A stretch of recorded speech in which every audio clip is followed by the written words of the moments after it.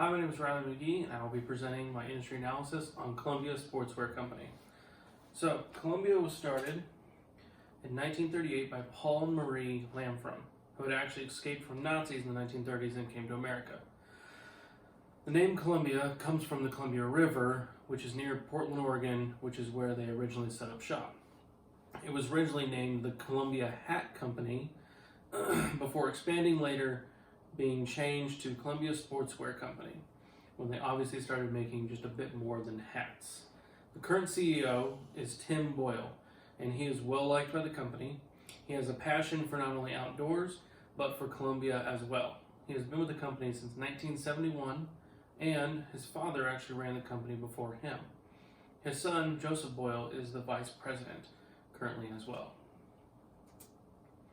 Okay, so Columbia may have started out as making hats, but they quickly expanded to cover all sorts of products for the outdoor enthusiast.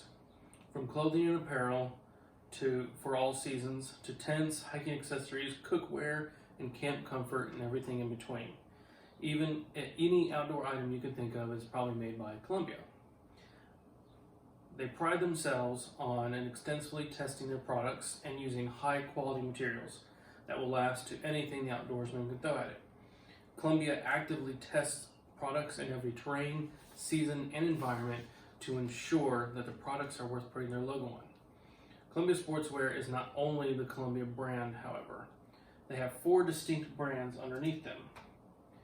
The main brand, obviously, is Columbia. That's the one that people mostly associate with them, but there are actually 3 others, with prAna being the most recently acquired back in 2014. Sorel is mainly a winter boot and shoes brand geared more towards fashion than true ruggedness. prAna is a casual and mildly rugged clothing brand that accentuates sustainably sourced materials for those who prefer a more planet-friendly clothing item. And lastly, Mountain Hardwear, and yes, that's spelled correctly. It's a clever play on words, I guess. Anyways, Mountain Hardwear is similar to Columbia's brand, but a bit smaller and focused more on mountaineering rather than any other outdoor activity. Now, quick look at these brands' net sales for the past 2 years will give you a good idea of their effect on the company's statements. As you can see, Columbia brand, obviously being the main line, has net sales of $2,292.3 million in 2018 and $1,990.3 million in 2017. Obviously, being the main brand, Columbia brings in the most sales with 82% of total net sales. This is the brand that gets the most attention, focus, time, as well as the namesake, so of course, so it is the most profitable. Sorel, being the second most profitable, brings in only 9% of sales, with 2018 net sales being at $260.3 million. And prAna and Mountain Hardwear account for very little, at 6% and 3% respectively. Now, these may seem surprising when compared to Columbia. These only make up 18% of net sales, but none of these brands contribute to any loss, so I can only assume Columbia is keeping them to gain a larger footprint in a competitive market and to boost sales as much as possible. Any profit is good profit. You may have noticed the other account with only 0.1% of net sales. This account consists of various interest and other income accounts not attributed to any specific brand. Okay, so to expand on the competitive market, I picked 2 competitors that I believe accurately represents the mass market. First is North Face. North Face is an excellent brand that focuses mostly on cold weather apparel and is known for being quite expensive. They also tend to steer more towards apparel rather than accessories, so Columbia really only competes with them in very few areas. They are also owned by VF Corporation, which is a massive company with many, many, many small companies underneath it. So by Columbia owning its own brand, they tend to draw a more loyal customer base. This attributes to Columbia's niche, as it were. Many of Columbia's competitors only compete in one area, while Columbia encompasses a larger swath of outdoor items, much like Academy Sports and Outdoors. Now, the main difference between the two is price. Academy has a much lower price level in its Magellan brand, copying a lot of Columbia's styles with lower quality and lower price. However, even though Academy does make many of its own products that compete directly with Columbia, Academy does not focus on its own products the same way that Columbia does. They have extremely high product diversity, which affects quality, and many customers see this and will pay more for Columbia's quality tested products. Academy is also privately owned, not publicly traded, which limits its ability to gather funds. Currently, Academy is undergoing a financial crisis, and their validity is hard to determine.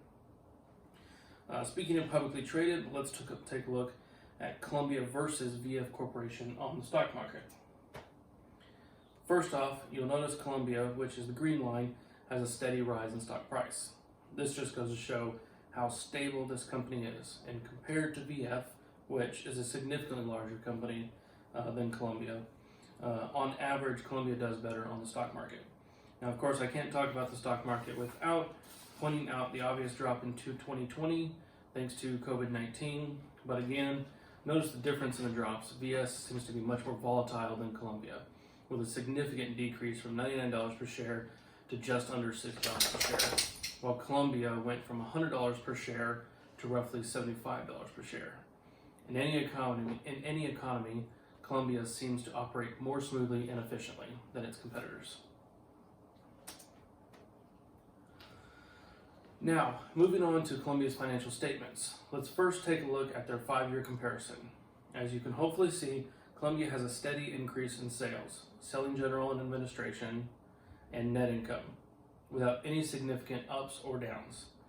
The total increase in sales revenue from 2015 to 2019 was 30%, with $3.04 billion in total sales in 2019. The increase in sales, while steady, has been expanding with every year, with only $50 million increase in 2015-2016 and a $240 million increase in 2018-2019. Along with the increase in sales, SG&A expenses have increased as well, with an increase of 40%. Fortunately, this increase has been steadily rising by about $100 million a year, which, if this in sales continues, the net income will hopefully rise much more rapidly.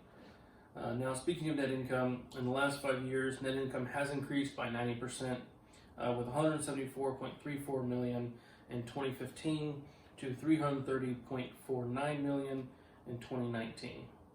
This increase is projected to continue to rise at a significant rate and shows that Columbia is not only a profitable brand, but that it is effectively competing against its competitors mentioned before.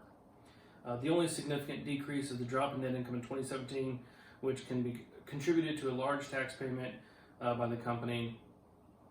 This was quickly made up for in 2018 with $274.95 million in net income.